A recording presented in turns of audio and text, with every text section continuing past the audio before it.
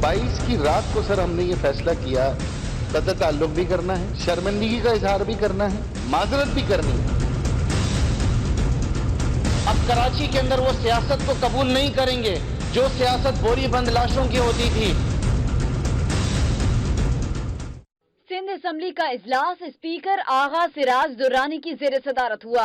Pakistan Peoples Party, Functional League, Tehreek Insaf, Muslim League Noon और MQM की जानिब से बानी MQM के बयानात के खिलाफ करारदादें पेश की गयीं। मुत्तहिदा की करारदाद में कहा गया है कि किसी भी जानिब से हर किस्म के जराइम और तशद्दुद की मजम्मत करते हैं, दहशत गर्दी, पाकिस्तान मुखालिफ नारे और कार्रवाई की मजम्मत करते हैं। करारदादों में बानी MQM के खिलाफ आर्टिकल 6 के तहत कार्रवाई का मुतालिबा किया गया।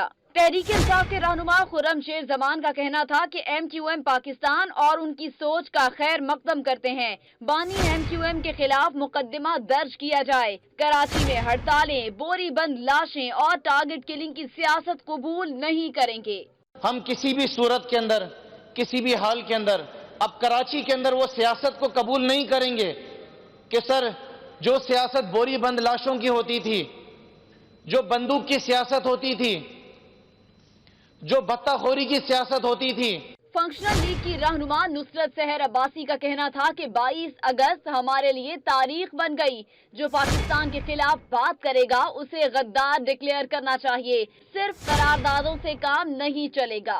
कोई भी शख्स इस मुल्क के खिलाफ, इस मुल्क की सालमियत के खिलाफ ऐसे अल्फाज इस्तेमाल करेगा और इसकी सालमियत के लिए ऐसी कुव्वतों से मदद मांगेगा तो फिर वो गद्दार है और उसको गद्दार डिक्लेयर करना चाहिए। पाकिस्तान पीपल्स पार्टी की रहनुमा शहला रजा का कहना था कि हम करारदाद की मुकम्मल हिमायत करते हैं।